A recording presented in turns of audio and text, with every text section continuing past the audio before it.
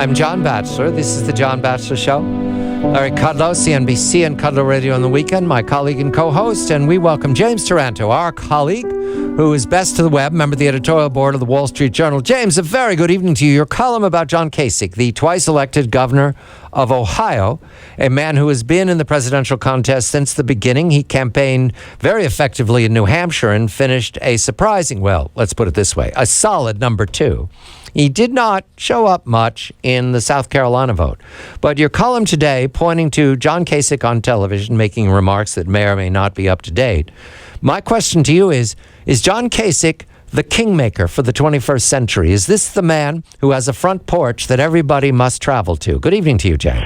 Good evening. Probably not, unless he wins Ohio, which is on March 15th. It's a winner-take-all state, and unless there's an open convention, in which case Kasich's delegates could conceivably be decisive.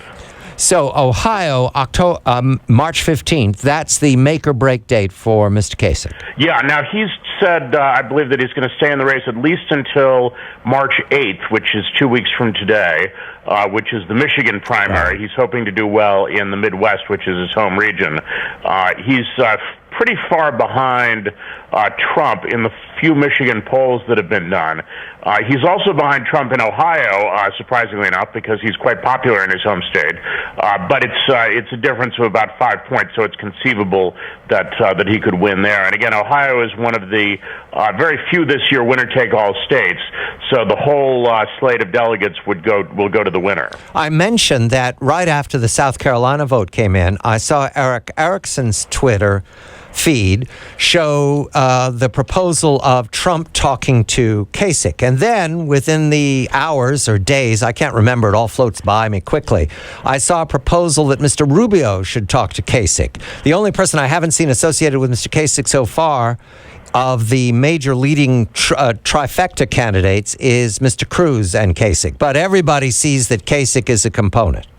Yeah, I mean, I suppose Kasich would make sense as a prospective running mate for anyone, given that he's from Ohio, which is really the key state, the one state that Republicans have actually never won the presidency without Ohio, and it has the longest bellwether streak of any state in the country.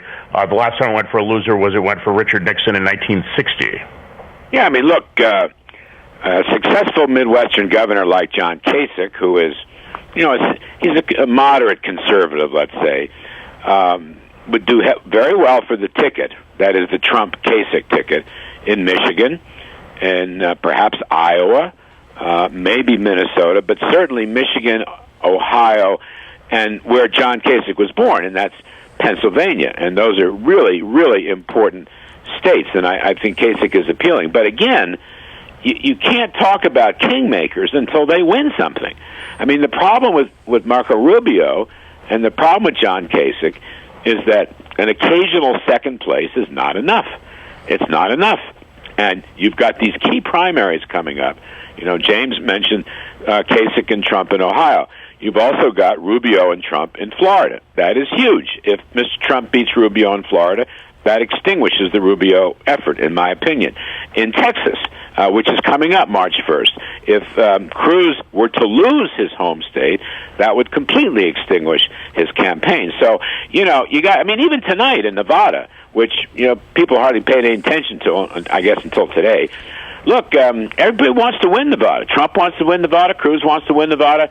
Kasich's not a player. Rubio would like to win Nevada. I mean, Rubio, of all people, James, he's got to have a win. You just can't be boasting about a new generation by a couple of second-place finishes. That doesn't work. Yeah, and Florida is particularly important for Rubio, where he's been trailing by a large margin behind Trump. That is also a winner-take-all primary, also on March 15th. And it may be that this whole thing is set by March 15th. Right. Florida, Illinois, Missouri, North Carolina, and Ohio. All those are winner-take-all starting March 15th. And I'm not sure if winning Texas is enough for Cruz. I think he's going to have to get some other wins on Super Tuesday. Yeah, I would agree with that, by the way. I mean, it just comes down to winning.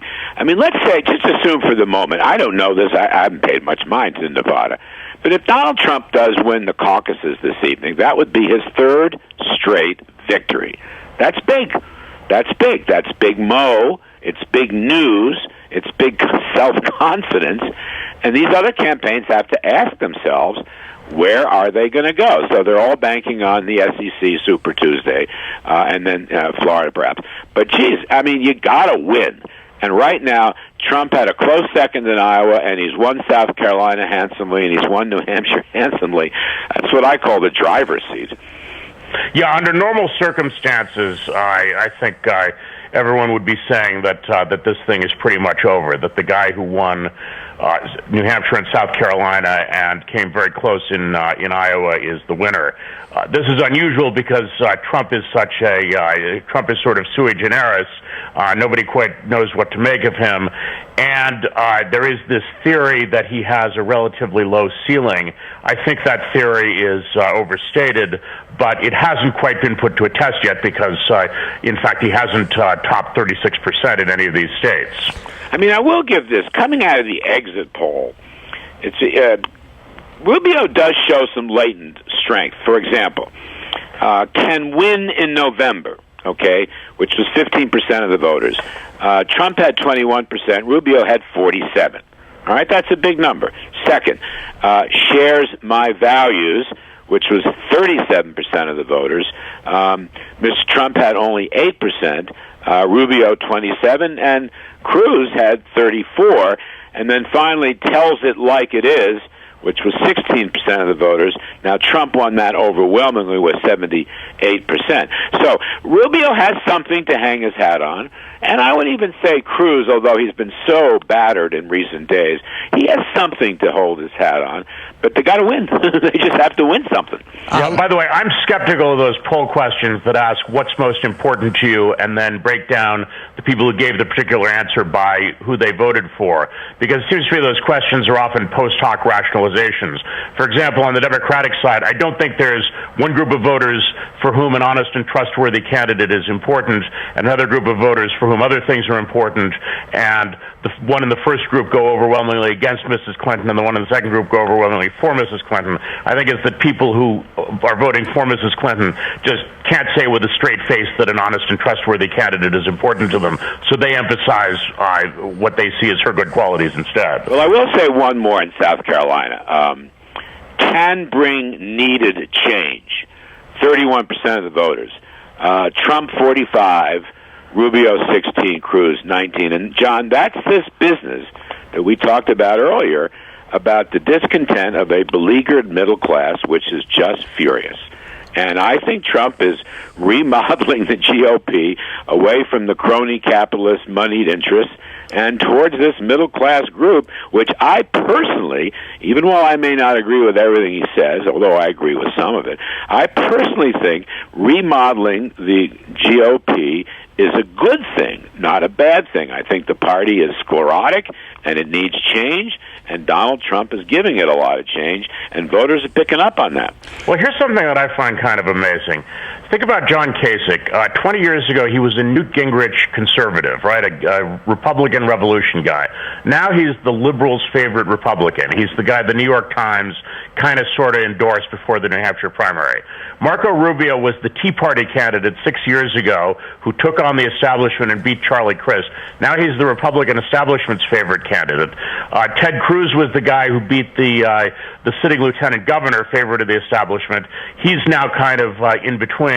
And then we have Donald Trump, who's the insurgent candidate, who's actually ideologically more moderate than any of these guys. It's just kind of wild.